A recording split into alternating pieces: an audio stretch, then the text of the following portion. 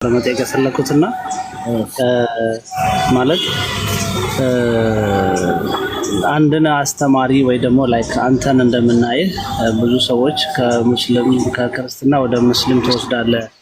ያ ደግሞ ምናልባት በንግግር ወይ ደግሞ ሰዎችን በምታዳምጥበት መንገድ በምትመልስበት መንገድ ምናምን ሊሆን ይችላል ብለን እናስብ። ደግሞ በምታስተምረው ትምህርትም ይሆናል ብለን እናስብና ይሄንን ስነ ምግባር ከመሐመድ አንግል ከነብዩ መሐመድ አንግል እንዴት ታየዋለህ? ለምሳሌ ቁርአን ነብዩ መሐመድን ቴስት ያደርገዋል ወይ?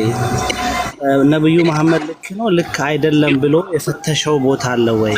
ወይ ደግሞ ከጻፊዎች ከቁርአን ጻፊዎችም ይሁኑ ከሐዲስ ጻፊዎች ነብዩ መሐመድ ስህተቶች እንደዚህ ናቸው እንደሰው ወይ ደግሞ 100% ልክ ነው ብሎ እሱ ቴስት የተደረገበት ቦታ አለ ወይ? ወይስ እሱ ያለው ነገር ሁሉ ልክ ነው የሚለው አንደኛ ጥያቄ ነው። ሁለተኛ ደግሞ ላይክ ይሄ ለመዳን የሚያስፈልጉ ነገሮች አሉና በክርስትናው ላይ ሪኳየርመንት ብለን ለምሳሌ ከብሉይ ኪዳን ብንወስድ 10 ትእዛዛት የሰው ልጅ መዳኛዎች ተብሎ የታሰቡ ነበርና ያንን ደግሞ የሰው ልጅ ስላልቻለ ኢየሱስ ክርስቶስ የሰውን ኃጢአት ወስዶ እኛን አድኖናል ብለን ክርስቲያን እናምናለንና ኢየሱስ ክርስቶስ ያመነ ዘላለም ሕይወት አለው ይላልና ከሙስሊም አንግል ሪኳየርመንቶቹ ምንድናቸው የሚሉት ናቸው። ቴንክ ዩ። እሺ ነብያችን ሰለላሁ ዐለይሂ ወሰለም ለእኛ ብቻ ሳይሆን ለነቢያት ሁሉ አርአያ ናቸው። አላህ ስብሐነሁ ወተዓላ ወኢነከ ለዐላ ኹሉቂን ዐዚም ይላል። ሙሐመድ ሆይ አንተ በታላቅ ስነ ምግባር ላይ ነህ ይላቸዋል። ይሄ ነው ወቁድወቱን ለጀሚዕ አልበሸሪያ አነ ሰይድ ወለድ አደም ወላ ፈኽር ይላሉ። እኔ የአደም ልጆች ሁሉ በላጭ ነኝ፣ ይሄ ፉከራ ሳይሆን እውነታ ነው ይላሉ። ነቢያቶችን ሁሉ የሚመሯቸው እርሳቸው ናቸው በሁሉ ነገር። በይተል መቅደስ ኢየሩሳሌም በሄዱ ጊዜ ነቢያችን ሰለላሁ ዐለይሂ ወሰለም አላህ ቀደምት ነቢያትን ሁሉ አስነሳላቸው ከአዳም ጀምሮ እስከ መሲሁ ድረስ ሁላቸውም ከኋላቸው ሆነው መርተዋቸዋል፣ አሰግደዋቸዋል።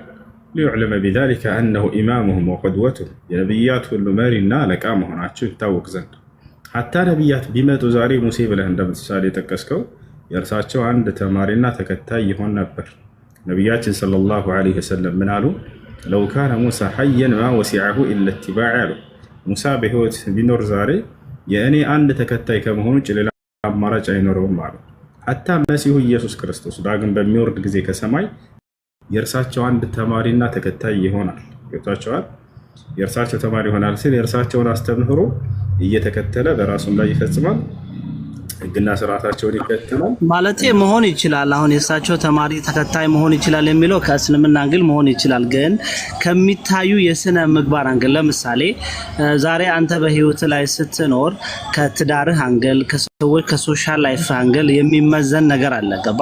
በእኛ በክርስትናው አትሊስት የቤተ ክርስቲያን አስተማሪ ወይ ደግሞ ከፍ ያለ ሰው መሆን ቢፈልግ ይሄን ይሁኑ በሰፈሩ የተወደደ ስሙ ያልተጠላ ሚስቱን የሚያከብር የአንድ ሚስት ባል ምናምን የሚላቸው ነገሮች አሉ ወይ?